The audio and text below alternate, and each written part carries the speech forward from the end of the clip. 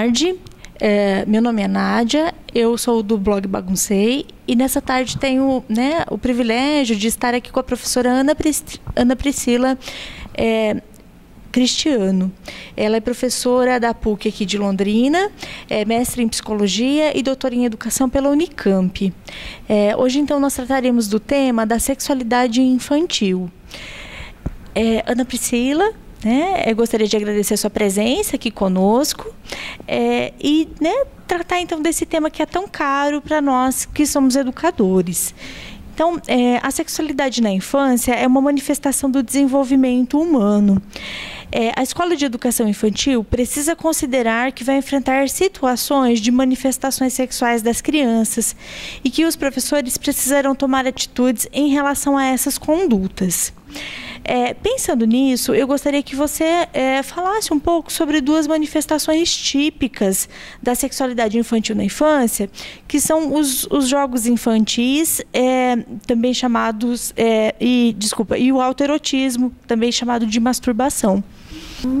Bom dia, Nádia. Boa tarde, Nádia. Sim, nós temos essas duas manifestações que são muito comuns nas escolas de educação infantil e que os professores se deparam com isso e não sabem muito bem o que fazer. Os jogos sexuais infantis são aquelas brincadeiras que as crianças se envolvem e que tem aos nossos olhos a sexualidade ali envolvida. Então as crianças, elas estão se explorando, elas estão brincando, elas estão vivenciando essa sexualidade. E os professores, ao olhar isso, eles se preocupam, não sabem o que fazer, acabam tentando muitas vezes distrair a criança, fazer com que ela preste atenção numa outra coisa, e não sabem como abordar a situação. O adequado é que os professores possam estar conversando com as crianças sobre aquilo que está acontecendo da forma mais natural possível. Então, tive uma vez uma situação que eu estava em sala de aula com uma professora e essa professora viu duas crianças ali em torno de 3 aninhos, brincando, nessa hora que as crianças estavam brincando livremente. Então, enquanto algumas estavam jogando, brincando de outras coisas, essas duas crianças estavam uma em cima da outra, esfregando seus órgãos sexuais uma na outra. E estavam rindo ali numa brincadeira muito tranquila. Essa professora teve a tranquilidade de olhar aquilo e não intervir na hora. Permitir que as crianças brincassem, sem ser inadequada, pedir para elas pararem ou tentar fazer com que as crianças fizessem outra coisa. Então, essa foi uma atitude adequada da professora, então de poder permitir que essas crianças manifestem a sua sexualidade ali. E em alguns outros momentos, essa professora pode estar conversando sobre isso com os alunos, puxando o assunto, explicando que aquele ali não é o momento adequado, que elas podem estar fazendo isso em outro momento. Que é também a questão do autoerotismo ou da masturbação. É muito comum as crianças pequenas tocarem os seus órgãos e se masturbarem dentro da sala de aula.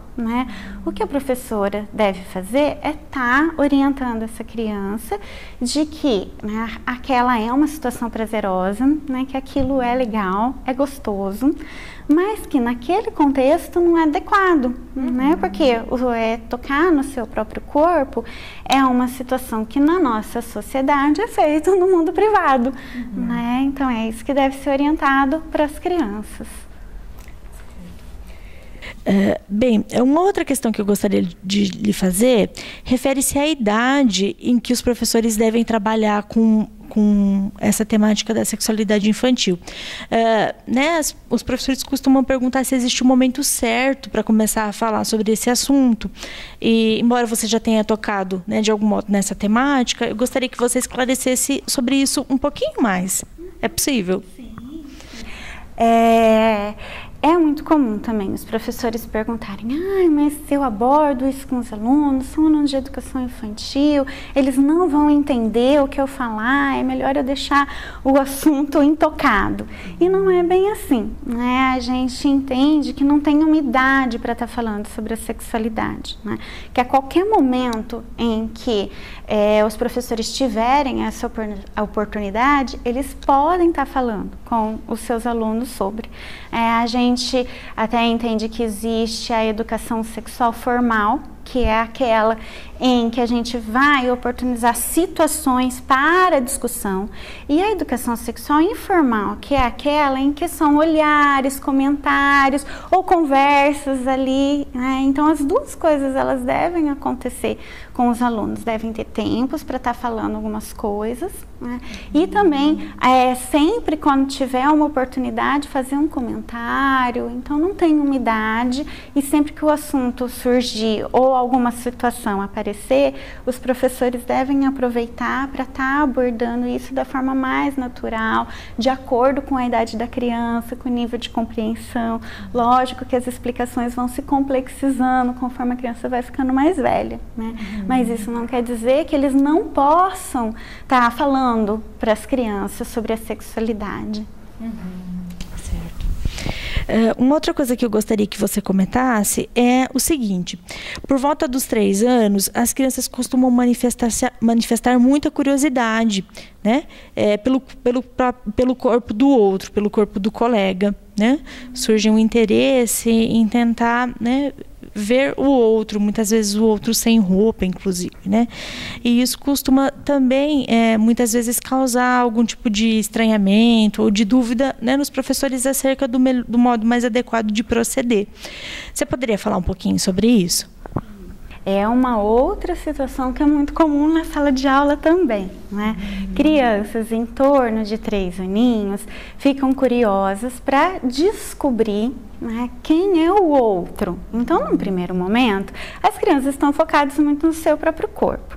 Depois, quando elas ficam um pouquinho mais velhas, né, em torno de 3 anos e meio, elas querem saber como que é o corpo do outro, que é quando elas percebem aquilo que a gente chama de diferenças anatômicas entre os sexos, né? Percebem que alguns têm os órgãos sexuais diferentes de outros. É uma época em que é muito comum as professoras pedirem para as crianças irem sozinhas ao banheiro, fechar a porta. E aí o que acontece é que as crianças vão todas junto, vão atrás, querem ver o amiguinho sem roupa, ou tiram a roupa para o amiguinho. E isso eles ainda não estão muito preocupados se é só menino, se é só menina, eles querem saber do outro. Então o professor deve tratar isso com naturalidade, porque faz parte do desenvolvimento infantil eles descobrirem essas diferenças e eles poderem se perceber diferentes do seu amiguinho. É o único jeito de eles irem desenvolvendo a noção do que é ser uma menina e do que é ser um menino a partir dos seus órgãos sexuais. Ana Priscila, pensando na atuação então dos professores na educação infantil, eu gostaria de saber se você tem alguma dica para deixar, né, para esses professores no que se refere então a essa temática da sexualidade que nos é tão cara. Bom, acho que uma dica que vale a pena a gente estar abordando aqui é da diferença da idade entre as crianças envolvidas com os jogos sexuais. Os professores, eles têm muito medo de permitir que esses jogos aconteçam, preocupados com questões de abuso, de violência sexual, que é uma questão muito séria, muito grave. Mas, por outro lado, a questão dos jogos sexuais, eles envolvem crianças mais ou menos de idades próximas. Quando configura-se algo que a gente pode entender como um abuso? Quando as crianças elas têm uma idade discrepante, e aí sim elas podem estar obrigando a outra a fazer alguma coisa que elas não gostariam, ou submetendo a outra criança a uma situação que ela se sinta desconfortável. Por quê? Porque as crianças elas vivenciam a sexualidade de forma mais ou menos próximas, de acordo com a sua idade. Então as experiências de cada criança vão variar de acordo com a sua idade, e aí sim é que os professores podem olhar para isso e lidar da forma mais natural possível. Agora, sempre atento também, né, a questões de violência sexual. Então, crianças que estejam manifestando algum comportamento que elas não teriam condições de saber se elas não tivessem vivenciado aquilo, né? Então, são comportamentos muito característicos. Tive uma criança, uma vez, em sala de aula, que ela apresentava sinais de abuso, né? E que o comportamento característico, era fazer um movimento com a maçaneta da porta, que indicava algo parecendo com a simulação de uma relação sexual, um sexo oral envolvido ali, né? Então, aí foi investigado e realmente essa criança estava sofrendo abuso, né? Então, os jogos sexuais, eles são muito diferentes, né, desses comportamentos muito característicos de quem só vivenciou algo ali da sexualidade com um adulto mais experiente, ou uma criança bem mais velha, ou um adolescente. Tá? Acho que... Eu gostaria de perguntar né, sobre referências bibliográficas que poderiam ser disponibilizadas aos professores no sentido de continuar, né, o aprofundamento dessa temática. Né? Se você puder, então, indicar alguns autores que você considera relevantes, né, para essa discussão. Sim, tem alguns bons autores que valem a pena ser lidos e que giraram as suas pesquisas, os seus estudos em torno da temática da sexualidade e da educação sexual. Nós temos o professor Paulo Renes, Marçal Ribeiro, que é da Unesp, né? Nós temos a professora Ana Cláudia Maia, que também é da Unesp, temos a professora Eliane Maio, que é da UEM, de Maringá, e aqui da UEL nós temos a professora Marineide Figueiró, que é uma professora já aposentada e é uma grande referência nessa área. Certo, então, né, Priscila, muito obrigada pela sua contribuição, né? Certamente será de grande valia, né, para pensarmos sobre essas questões.